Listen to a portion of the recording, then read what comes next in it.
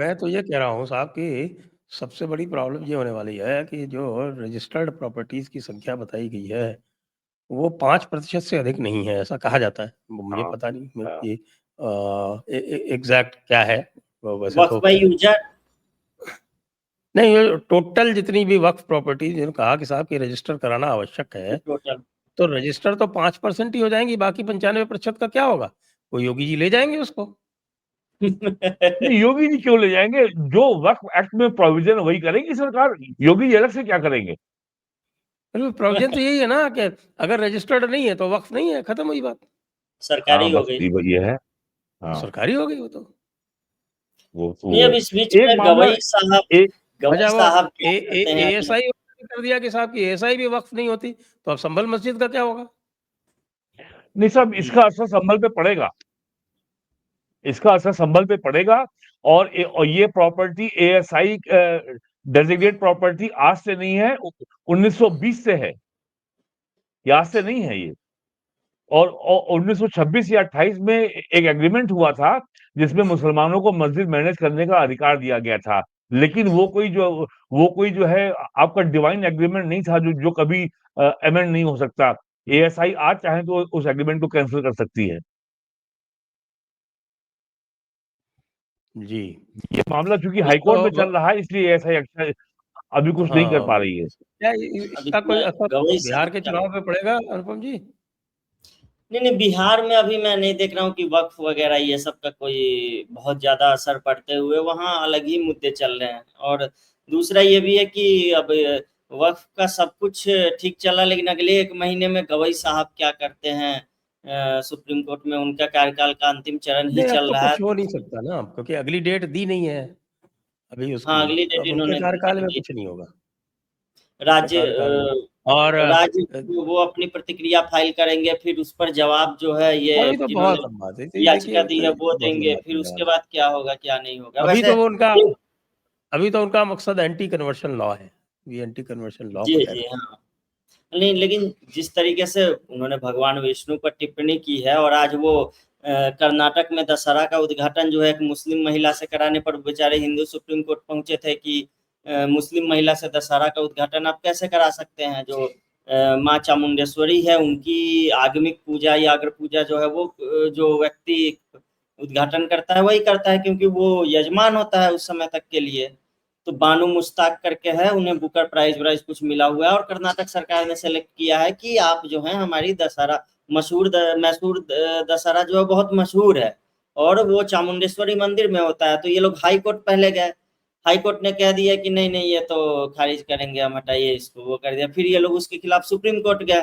अब supreme court ने भी इस याचिका को खारिज कर दिया है। उसके बाद बेचारा वकील जो है वो मिन्नतें करते रहा कि आप ये बताओ कि जो ट्रेडिशंस को फॉलो ही नहीं करता है हमारा, वो कैसे हमारे पर्व त्योहारों में वो हिस्सा ले सकता है या फिर एक तरीके से मुख्य यजमान टाइप से कुछ बन सकता है। तो कुछ जजों ने कहा कि हमने 3 बार कह दिया है कि डिसमिस्ड, डिसमिस्ड, डिसमिस्ड, आपको सुनाई नहीं दे रहा है क्या? अगला केस लेके आइए, इसको हटाइए। तो हिंदुओं को इन्होंने सुनने से भी तो इनकार कर दिया। और ये हाँ, तो देखिए, कम से कम कोई कमेंट तो नहीं किया? बे यहाँ कोई कमेंट नहीं किया। एक उसमें जोशी जी भी थे, एक जज थे वो, तो कोई कमेंट तो नहीं किया, लेकिन उन्होंने ये दिखा दिया है कि कुछ दिन पहले ही उन्होंने कहा है ना कि वक्फ में 11 में 3 जो है वो आपके होने चाहिए, उससे ज्यादा गैर मुस्लिम नहीं होने चाहिए, 22 में 4 उससे ज्यादा गैर मुस्लिम नहीं होने चाहिए। तो इतना सब कुछ उन्होंने मुस्लिमों की याचिका पर सुना दिया और हिंदू गए तो उन्होंने 3 बार डिसमिस करके भगा दिया। तो ये लेजेसी जो है सुप्रीम कोर्ट में ये गवई साहब के जो शासन काल में ये होते हुए ये छोड़ के वो जाएंगे। जी। चलिए, गवई साहब जो हैं वो जैसे एक बात यहाँ 24 नवंबर जी, तक हैं, जी, जी, जी, 24 नवंबर तक झेलिए उनको। जी। अब आपने जो है वो क्या बोलते हैं, अघोषित आरक्षण के तहत किसी को ये सर पर बैठाला है, तो सँभालिए। ये तो लाई तो यही सरकार थी ना, दिखाने के लिए। हाँ, हाँ, बाकायदे 2 साल पहले ले आई थी। 2 साल पहले ले आई थी, इनको पता नहीं था क्या कि साहब कि ये आगे जाकर जो है वो सर के ऊपर बैठ के नाचेंगे। लेकिन मैं थोड़ा बिहार से संबंधित एक और प्रश्न पूछना चाहता हूँ।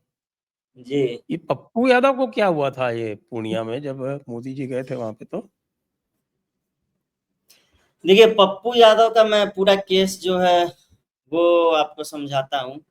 पप्पू यादव का है एक बेटा, और पप्पू यादव की जो पत्नी है रंजीता रंजन, जो छत्तीसगढ़ जाके शायद वहां से कांग्रेस की राज्यसभा सांसद बन के बैठी हुई है। तो पप्पू यादव ने अपनी पार्टी का विलय किया था कांग्रेस पार्टी में, सिर्फ और सिर्फ अपने बेटे का भविष्य बनाने के लिए। अब वहां पे तो जो विलय वाला कार्यक्रम हुआ था, वहीं पे इन्हें रियलिटी चेक दे दिया गया, जहां पे जब नारे चले पप्पू यादव जिंदाबाद वार का नारा लगाया गया, तो वहां पे जो पवन खेरा वगैरह और भी लोग थे, जो भी कांग्रेस के शीर्ष नेता, उन्होंने कह दिया कि नहीं नहीं नहीं नहीं, we don't do that here. यहाँ पप्पू यादव जिंदाबाद वगैरह होता ही नहीं है। मतलब उनका कहना था यहाँ सिर्फ राजमाता जिंदाबाद, इस तरीके के नारे जो हैं वो लगाए जाने चाहिए। आप कौन? राजमाता राजकुमार, हाँ? हाँ, राजमाता और शहजादे जो हैं, तो इन दोनों का जो है नारे जिंदाबाद का नारा लगाया जाना चाहिए। पप्पू यादव की पत्नी के बारे में कहा जाता है, रंजीता रंजन के बारे में जो भी पत्रकार जो है उनके क्लोज हैं वो बताते हैं, वो अपने बेटे को लेकर बहुत ही ज्यादा हाइपर रहती हैं, कि एक्टिव रहती हैं, कि किसी तरीके से बेटे को सेट करना है।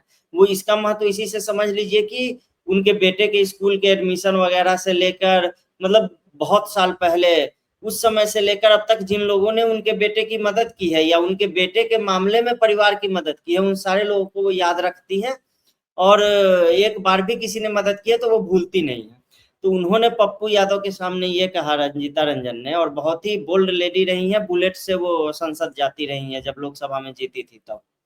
तो उन्होंने ये कहा कि आप जो है बेटे को सेट कीजिए किसी भी तरीके से, मुझे नहीं पता है कि आप कैसे करेंगे कैसे नहीं करेंगे। और लॉरेंस, तो इनको आ गई लॉरेंस बिश्नोई की धमकी बीच में।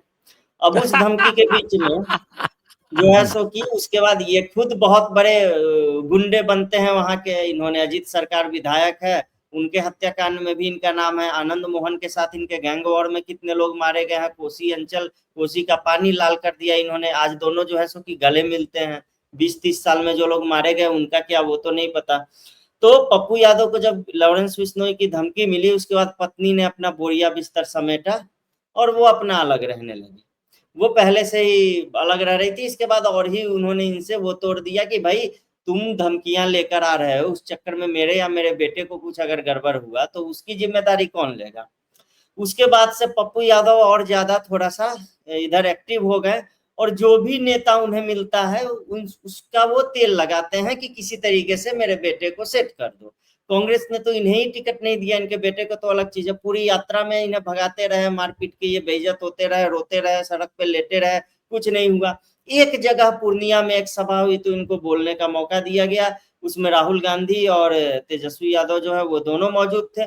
और वहां उन्होंने जिस तेजस्वी की ये आलोचना कर रहे थे कई महीनों से, वहां उन्होंने तेजस्वी की तारीफों के पुल बांध दिए, एकदम अगला मुख्यमंत्री तक घोषित कर दिया। और वो भी राहुल गांधी के सामने जननायक घोषित कर दिया तेजस्वी यादव को, जननायक जो कर्पूरी ठाकुर को कहा जाता है। और वो भी पिछड़ों के ही नेता थे। ये अलग बात है कि लालू यादव उनको कपटी ठाकुर कहते थे, कर्पूरी ठाकुर नहीं। तो इन्होंने तेजस्वी यादव को संज्ञा दे दी जननायक की। और वहां ये कुछ उल्टा सीधा बहुत ज्यादा बोल गया तेजस्वी की भी तारीफ में। अब हो सकता है राहुल गांधी को वो चीजें अच्छी ना लगी हो, अगले रैलियों से इन्हें फिर से भगा दिया नीचे उतार के कि जाओ भाई तुम हमारे किसी लायक नहीं हो। तो अब पप्पू यादव ये समझ चुके हैं कि उनके बेटे को लेकर कोई सुगबुगाहट नहीं दिख रही है। एक वार्ड का टिकट भी बेचारे को देने के लिए कांग्रेस पार्टी रेडी नहीं है। उधर पत्नी माथे पे बैठी हुई है कि किसी तरीके से बेटे को सेट करो तुम, रिटायर होने से पहले कम से कम। तो इन्हें मौका एक मिल गया कि पूर्णिया में प्रधानमंत्री ने मंच दे दिया, और चुने हुए सांसद तो हैं ही, रो धो के हर मस्जिद में जाके रोया है इन्होंने पूर्णिया में कि देखो हमारे साथ कैसा व्यवहार हुआ, और पैसे वैसे तो बांटते हैं ही।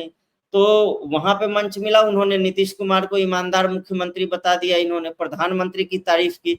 उसके बाद जो इंटरव्यूज हुए, हालांकि इन्होंने पूरे शहर को अपने पोस्टर से पटवा दिया था जैसे एयरपोर्ट हम ही दे रहे हैं।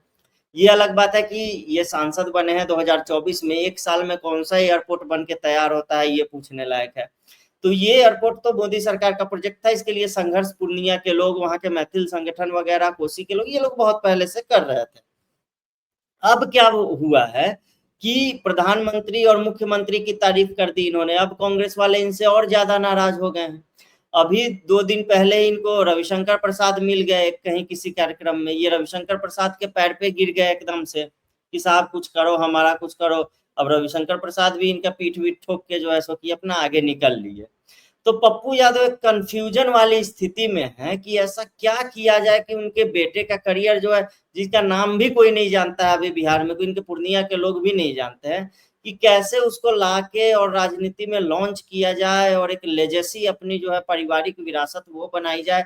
पति पत्नी दोनों कई बार सांसद रहे हैं, तो ये इनके लिए बहुत बड़ी समस्या हो गई है। और जो भी नेता कल होके चिराग पासवान आकर बोले कि मैं टिकट दे रहा हूं, हमारे पास आ जाइए, तो ये चिराग पासवान के भी पांव छू के प्रणाम करेंगे और बोलेंगे कि चिराग हमारे बुजुर्ग हैं और बहुत पहले से चिराग से जो है सो कि चिराग मेरे पिता की तरह है, ये कुछ भी बोल सकते हैं। तो पप्पू यादव का सारा प्रॉब्लम वो उनकी पारिवारिक लेजेसी को लेकर है। और तेजस्वी या लालू परिवार तो पहले ही इन्होंने पार्टी में विलय करने से पहले सबसे पहले तो ये लालू यादव से ही मिलने गए थे। लालू यादव ने बोला हाँ कीजिए, हमारा पूरा समर्थन रहेगा। तेजस्वी ने भी कहा हाँ करो करो करो। और जैसे ही इन्होंने विलय किया उसके बाद लालू तेजस्वी दोनों नॉट रिचेबल हो गए। उसके बाद ये संपर्क कर रहे हैं तो कुछ भी नहीं, और पार्टी का विलय इधर हो गया। अब लालू तेजस्वी ने एक रणनीति बनाई कि पप्पू यादव को वो आज पहली बार थोड़े ना गच्चा दे रहे हैं। जब इनकी पार्टी में हुआ करते थे तब रंजन यादव ने एक बार बगावत की कोशिश की थी या खुद को राजद का उत्तराधिकारी दिखाने की कोशिश की थी। बहुत ही शक्तिशाली नेता थे, इतने शक्तिशाली कि शहाबुद्दीन भी लालू का पाला छोड़कर रंजन यादव के पाले में चले गए थे। उसी के बाद वो शहाबुद्दीन के घर पे वो जो पुलिस की चढ़ाई हुई थी और उसके बाद वो नेपाल भागा था, तो शहाबुद्दीन को भी लालू ने अपनी ताकत दिखाई थी उस समय। तो रंजन यादव को शांत कर दिया गया। उसके बाद पप्पू यादव इधर उधर करने लगे, उनको भी शांत कर दिया गया। सम्राट चौधरी भी पिछड़े समाज के ही नेता है, उन्होंने तो राजद ही तोड़ दी थी, विधायकों को तोड़ने में लग गए थे, खुद को उत्तराधिकारी घोषित कर दिया था राजद का। तो उस समय लालू यादव ने कहा था पार्टी हमरा है तो कोई कैसे ले जाएगा भाई। लालू यादव की नजर में ये चुनाव उनाव अध्यक्ष उपाध्यक्ष ये सब का कुछ नहीं है, वो तो पैर पे पैर रख के अपना खाते रहते हैं और टिकट के जो दावेदार है वो सामने से हाथ जोड़ के कुछ फोन में दिखाते रहते हैं, वो आदमी देखता तक नहीं है। तो सम्राट चौधरी, रंजन यादव, पप्पू यादव, ऐसे कई नेता हैं जो युवावस्था में शिकार हो गए लालू यादव का, ताकि राजद का उत्तराधिकार तेजस्वी के अलावा किसी और के पास न चला जाए। तो पप्पू यादव अगले कुछ दिनों में जो भी बड़े नेता होंगे, बिहार में भी एक बार चुनाव हो जाने दीजिए, उसके बाद जो भी बड़े नेता होंगे उन सबके पांव पकड़ के घूमते हुए मिलेंगे। और उनको एक और बीमारी है, उनको बीमारी है छपास की, पप्पू यादव को।